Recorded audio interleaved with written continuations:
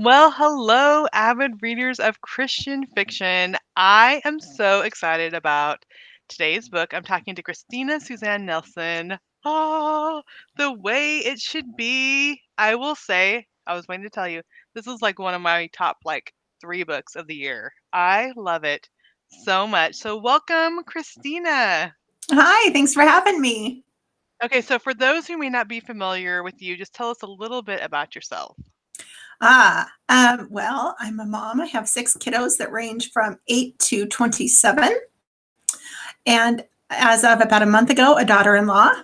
And Awesome. we, we live on a little farm here in the Willamette Valley in Oregon with a horse. And the kids have done 4-H, and now the little kids do 4-H. And um, I like to go hiking, and I like my garden, but it's never as beautiful as I anticipate it's going to be. I um, understand that. I love my kids. Oh, and we love board games too. Oh, So so you okay, if we got together, we would have so much fun yeah, with a ton of board games. And okay, so you're not very far from where I grew up in Northern California, in Weed, California. Do yes, you know where I have Weed is? driven through weed. So that is I haven't been there in oh my goodness, 15 years or something. Like I need to get back because I don't know. Weed's probably the same though. There's not much happening in Weed. Okay, let's start by talking about the why you wanted to write this book and the story idea behind it because I loved it so much. It includes foster care and helping young women who need help, which is all my heart. I listened to the audiobook and I was like crying. In fact, I'm getting teared up right now thinking about crying and so into the book because I feel like it's told the true story of so much that goes on. So tell us a little bit about kind of how you got the idea for it.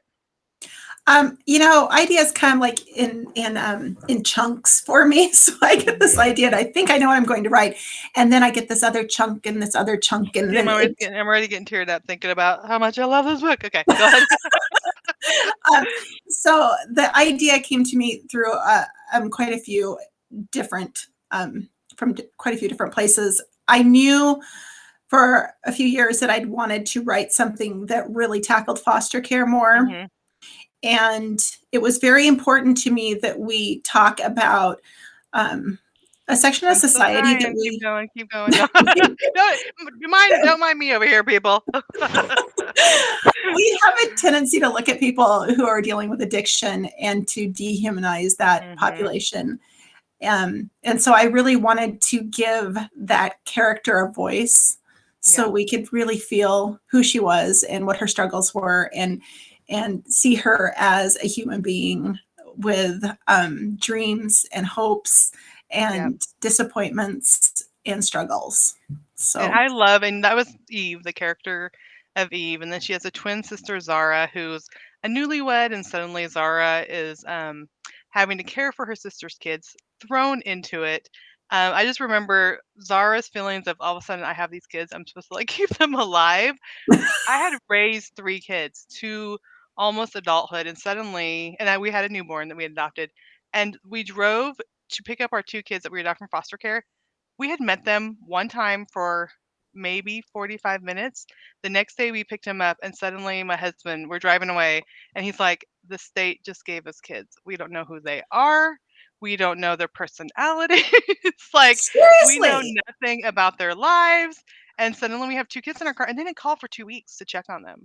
And I'm like, "Are you joking me? Does anyone even, know that we have these kids?" Anyway, so it's so real how you portray it in the story. So, um, I know that's part of your background. So, was it important to you to just let people know, this the kind of behind the story of what foster parents deal with, in addition to we have Eve, who we love. I loved her. We have Zara, who we love, and then we'll get to Tiff in a minute. But um, really, was that your heart to kind of show people what foster care is really like?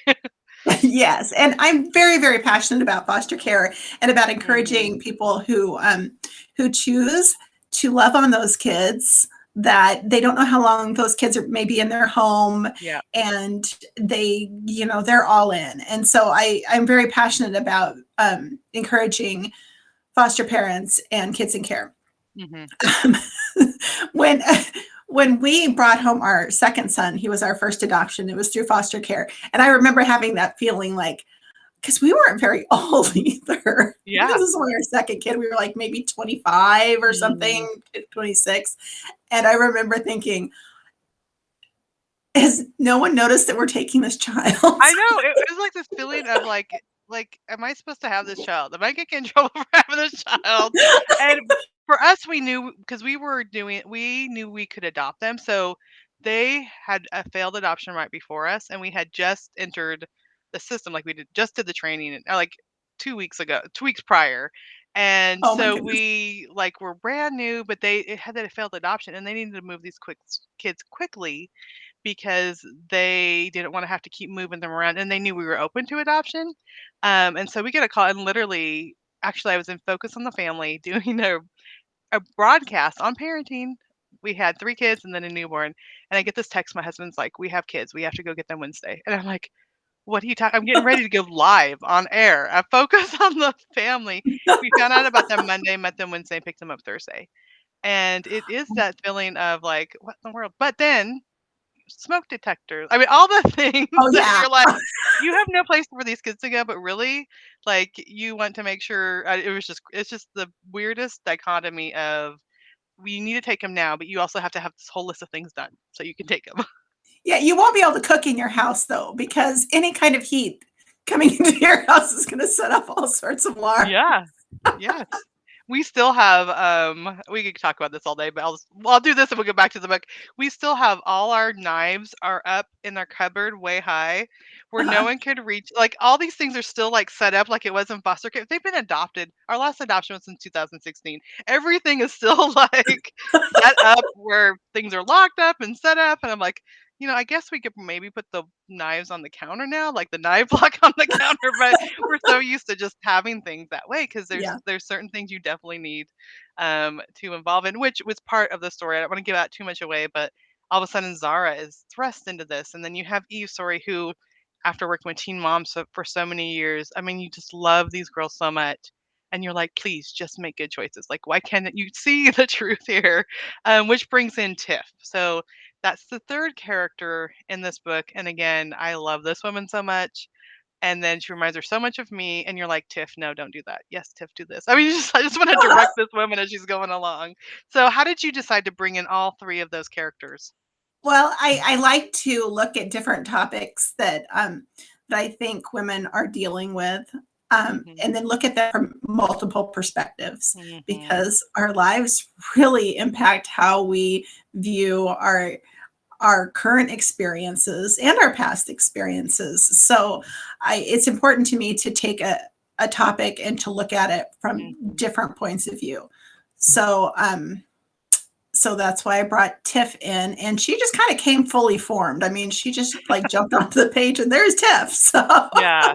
Yeah, and Tiff is someone who's, had a daughter that was an addict, and again, I don't wanna give too much of the story, but, you can see her compassion, but also I can only do so much, and I'm not gonna let anyone get too close, trying to protect herself, and the story turned out so beautiful, and the husband, you did such an excellent job, and so I love how you were able to bring in all these story points, and each one feels like it was her story, like, it felt like it was Eve's story, and it felt like it was Zara's story, it felt like it was Tiff's story, so I fully love books where the characters feel like they're real, like, I could call Tiff on the phone, type of person, so I really appreciate that, in your writing, and then tonight, and we're doing this on the 28th of October. Tonight is the Christie Awards.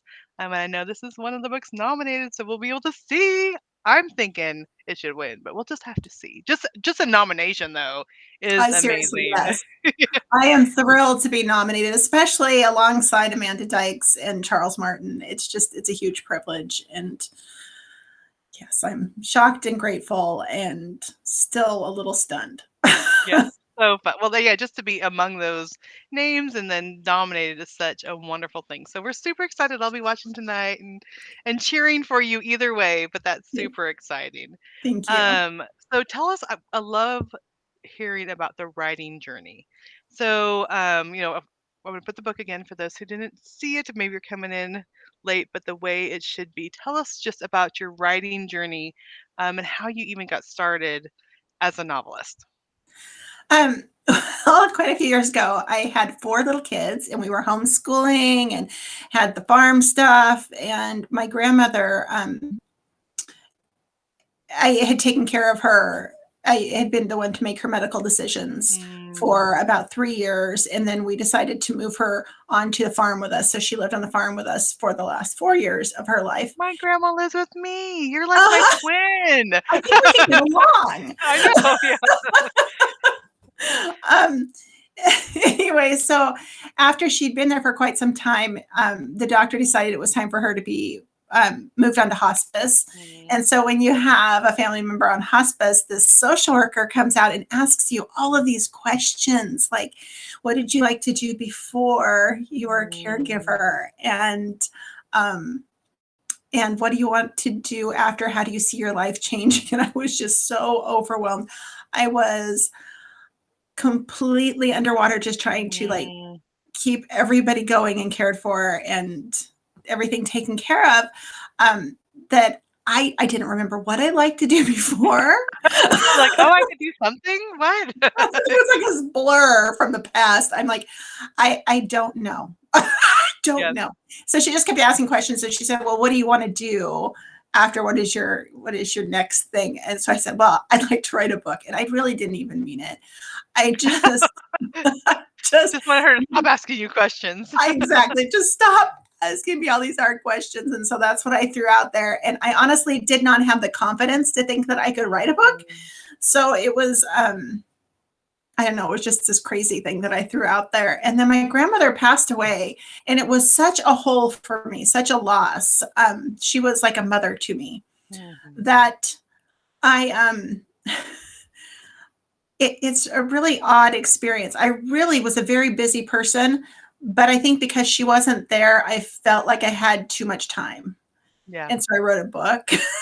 Yeah. So you're like, okay, I have more And I was time like, now. "Ooh," I really enjoyed that. And so that I just kept writing and learning and practicing until I was finally contracted. Yeah. Years And what I later. love about that is like you just have to do it. You know what I mean? You just have Yeah. to get the words on the paper. And yes, I mean, you talked about learning and, I'm sure there's books you read and conferences you went to, but you really just have to start getting the words on the paper. And I've had so many people, either want to go to coffee or just talk to me or send me Facebook messages. I want to write a book. I'm like, okay, start writing. And Yeah. after you get, chapters, 10 chapters, contact me and we talk about it. And I never hear back from people because Uh-huh. the idea the idea of writing a book is very different from actually sitting down and writing a book. So that first one that you started on, is it published or No, it was a middle grades thing, and I don't know. no? It's That's on my what I was computer. hoping you would say because usually you just got to get started and that might never be published, but it's going to lead you to other places. I have many novels in my computer. They Yeah. just live there, and that's a good place for them. Yeah. Yeah. So where are some of the places that you went to like learn about the craft and learn about writing? Well, the first conference I attended was a one day with Oregon Christian writers. And now I'm Mm. actually their conference director for their summer conference, which Yay! Tricia Goyer is going to be our keynoter. So excited about that. So that was my first conference, and I was just overwhelmed with. I mean, it was like you could learn so much. I was amazed. And so then I went on to ACFW and learned so much there. So Yes, and that's what yes. I was pointing to, talking about the conference. Because if you are interested, first of all, if you're a reader, like us, I mean, I started as a reader. I loved books. I grew up reading books. And then if you have that little idea that maybe someday I could write a book, we have a place for you to come. So briefly, Yes. just share about the conference because we would love, love, love some of you avid readers to take a chance and come and meet us and learn how to write fiction. So here at OCW, we changed the name of our conference to Cascade Christian Writers Conference because we have people that come in from all over the place. So it's not really an Oregon conference. It's an everywhere conference. And this year we're meeting at this great place called Canby Grove that is so beautiful, and the river runs through it, and it's just amazing.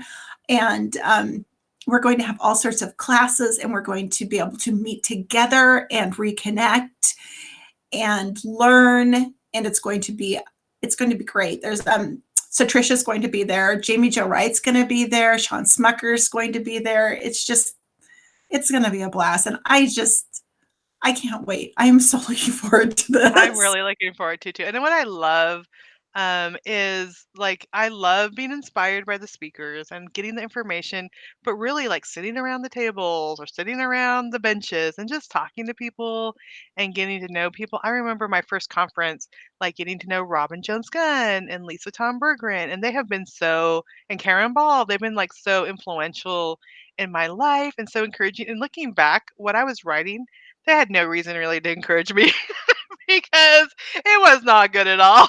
But they would sit there and talk to me about it and talk about how to make my scenes stronger and not to have all those ing words, verbs, and Yes. I mean all the things. And now I consider them as friends. So, and I think that's one thing I love about the Christian writing industry.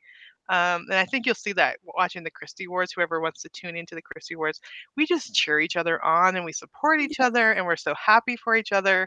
And really, it becomes like all these friends. So it's not like, oh, this is this big professional author, or this is this award winning author.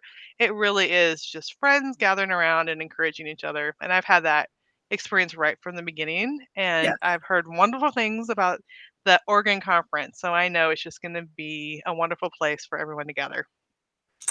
Yeah, we in the past it's been phenomenal. So it's been hard having a couple years with no in-person conference. Yes. I think we all miss each other. Yes. It'll be fun to be back together and to be able to encourage each other in person. I think that you just can't replicate that. It's so true. And share book ideas and like, I could help people plot. I mean, it's so fun to sit down and like, well, if you did this, and as soon as you get together with other writers, that's what we end up doing. Like, well, you could do Yes. this with your book, you could do that with your book, or some of the conversations we had. Now, how would I kill someone without any evidence? I'm like, if anyone walked up on this conversation right now, this would be a really bad conversation, but it's super fun. So yes, we'll just Well, let you know. Come. it is so great to be around other people that have kind of a creative way of thinking, I guess I would say. And some would say that are just weird. But my husband's an accountant. And he is a wonderful human. I mean, he's a great man, but he's an accountant. He doesn't think the same way as I do. He likes things to be very logical, Yep. and I haven't been logical ever. Nope. I totally agree. Yeah, my husband does computers. So he does all the web security. This is secure and that's secure. And I'm like, well, I have this idea and that idea. So yeah, completely opposite. All right. So tell us about some of your other books. And then I want to know what you're working on next too. Well, I have 3 books before that. You had to think about it a bit. If We Make It Home is about these women who are reunited after about 20 years, and they get lost in the Cascade wilderness together on this survival week that goes horribly bad. And it was so much fun to write. I actually had a diagram of one of the characters where I had to keep marking every time I injured her so I would remember where all her little injuries were. Swimming in the Deep End is about 4 women and how they all are impacted by one teen pregnancy and how that just plays out for all of these moms. And then More Than We Remember explores how our memories are shaped by our experiences and how that affects how we see things. And next year, on February 1st, Shaped by the Waves comes out. It was my COVID book, which for me was like really different because I'm used to working kind of in my office by myself, and like everyone was here. My college girls were home too. There was like 5 people in my house all of the time. who I usually work around, and it was complicated. Um, so that was so that one is about, it's kind of a mystery. It's about a woman who goes Ooh. back to care for the aunt that raised her and discovers that she may not be who she thought she was, and her how she got Hmm. there may be a little bit um, unpredictable. Okay. That's And February 1st, right? that's February 1st. But currently I'm writing the 2023, and it is so much fun because there's this whole storyline that takes place in 1987. And I like Oh, 1987. fun. I was I was a sophomore in high school in 1987. Was I a sophomore? I was a sophomore. I was a sophomore too. Yeah. Okay. So you So, graduated in 89? yes. All right. We can pull Yeah. I should have pulled out my 89 sweatshirt. I might bring it to the conference. Class of 89 sweatshirt. Weed high.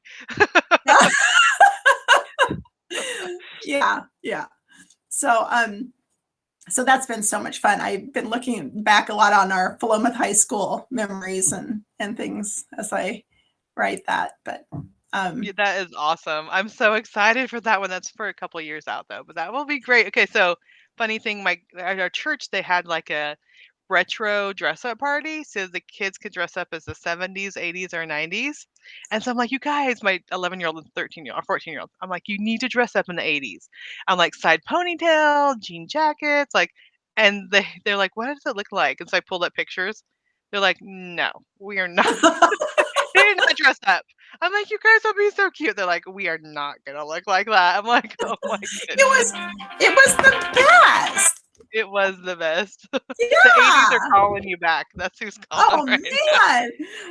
It's funny to remember all of the things from back then, all the silly little things that were going on and what we thought was so wonderful. And Yeah. yeah. Well, my kids got into scrunchies. I'm like, "We had the scrunchies in the '80s." I don't know why you think they're so, like, I mean, they're in now, but it's so funny. All the stuff that comes up, I'm like, "Yeah, we had that." The big now my girls are into the big flannel shirts, like, Uh-huh. over the leggings. I'm like, "We did that in the '80s too." Like, we Yes. If they really just get the stirrups on them. Yeah, see? Yeah, they don't know Yeah. about the stirrups yet. Yeah. It'll come back. Next month at Target, we'll probably have stirrups back. That is so fun. Okay, so you're writing that book right now, or, like, you in the middle of it, or Yeah. is Right in the middle okay. of it. Oh, that's super fun. So It you're, is like, fun. you're living in '87 right now. I'm I kinda am jealous. totally living in 87 right now. And it's only like one little part of the story. There's 3 points of view, and one of them is in 1987. But I really, when I get to the point of writing those chapters, I get Uh-huh. so excited. Yeah. So is it, like, all the music? Does Rick Astley music show up, Yeah, or and just how they talk to one another, and what's important to each. Yeah, Yeah. it's just so fun. It's fun to look back. And what was going on in the world. Martha says the '80s styles are crazy, and it'll be fun to read that. Yes.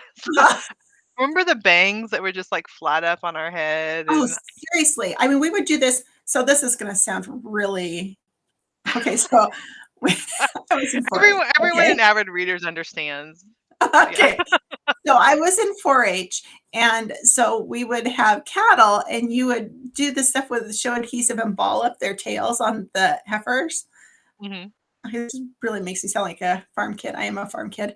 But anyway, so it was better than the Aquanet. So you could bring your hair out like this, and No. spray it, and you would get the wings like no one else. Oh my goodness. Okay, yeah. I wanna see your yearbook photo now because I had the perm and the hair, so yeah. Oh, yeah, I had the perm and the So it wings. it was Oh. it was cow glue. You put cow glue in your hair, basically. Okay, sometimes we did, yes. Bro, that is awesome. I love it so I cannot wait to meet you in person. This is gonna be fun. I am gonna dig out my '80s 1989 class of 1989 Weed High sweatshirt and bring it up there. Awesome. This is so fun. Okay, so one in February, one in next year. Do you have ideas for future books too, or are you going that I far? Or are you just focused on the 80s right now? I've got files of different ideas, but I don't really know what I'll write next. Okay. Well, we could brainstorm it next summer. There you go. That sounds great. Let's do that. All right, so coming back to this book, 'cause like we could just go off on this forever. No, the way it should be, I highly recommend it. I listened to it on an audiobook in like 2 days, which is pretty much like when I'm doing laundry, when I'm cooking, I'm just walking around the house with my earbuds in. It's so great. You have to go get it. And the audiobook, they did a really good job with it too, with the different voices. I'm pretty picky, but she did a really good job. So I enjoyed that a lot. So make sure you go and check it out. Or if you know someone who's a reader, this would be an awesome Christmas gift. We're going to be talking a lot about Christmas gifts because I'm the one that already has Christmas presents wrapped. I could prove it to I you. have them back here too. Mm, Christmas presents already wrapped. See, we are the same person, just living in different places. That is great because my family thinks that's so weird. Yeah. Well, how many? So, have we talked about our kids? Okay, so I tell them thought, how many kids you have and their ages. I don't think we got. I think we were talking them before we started. okay, I have 6 kids. They are just turned 27 and just got married, and almost 26, 21. Am I doing that right? Nope, almost 25. Oh my Yeah, goodness. Almost 25, 21, 20, 10, and 8. that's awesome. Okay, so mine are 32, 29, 27, 21, 18, 18, 17, 14, 11, and 11. I Yeah. think I got them all. This is the So, crazy time of the year where we're just hitting the birthday season, so I hmm have to really think it through a little bit more than I have usual. birthday presents wrapped here also.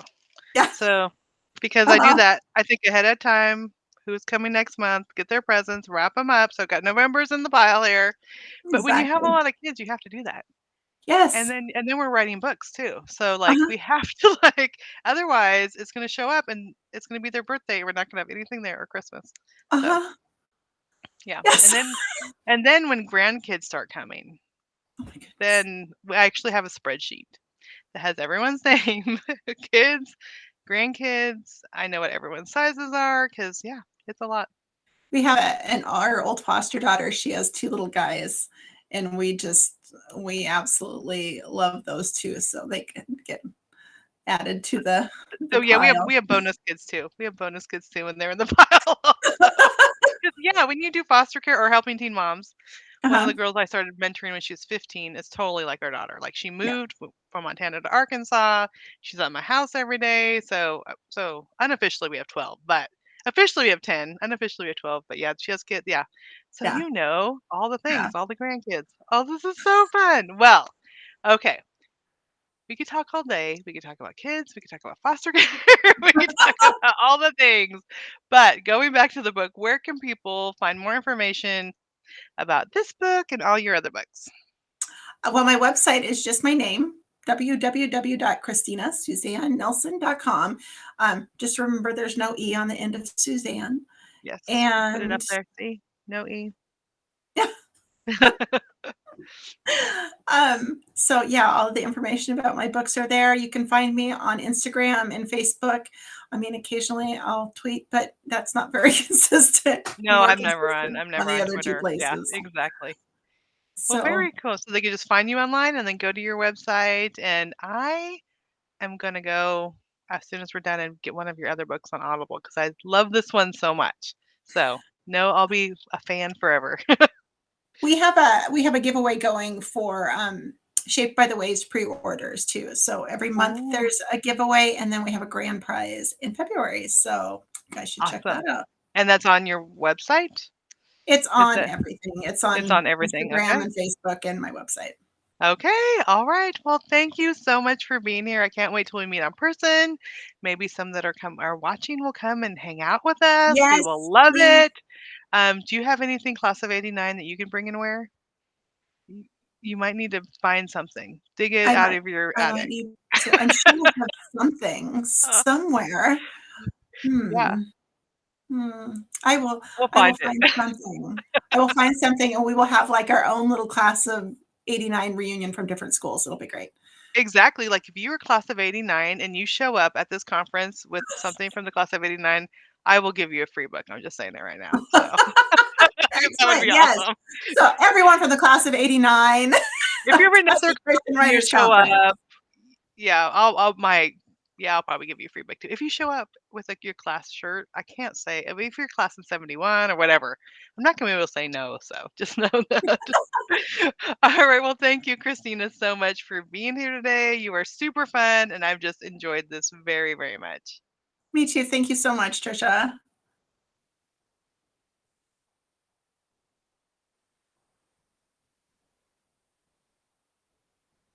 All right. It's saying it's not going to stop our stream. So we're just going to have to keep talking. It says request failed on our stopping the stream. I Huh. guess they want to hear more about your cow Hmm. hair glue. I don't know what possesses me to say these things. No, we're still streaming, so you could keep saying all you want. I love it. That's what I will say if I keep having the opportunity. Yeah. No, it really is not letting me stop this stream. So, Martha, can you still see us online? I think we're still streaming. Yeah. All right. So I think we'll just go out and then I'll come back in and see if I can stop it. All right. See Okay. you later. You can just go ahead and bye.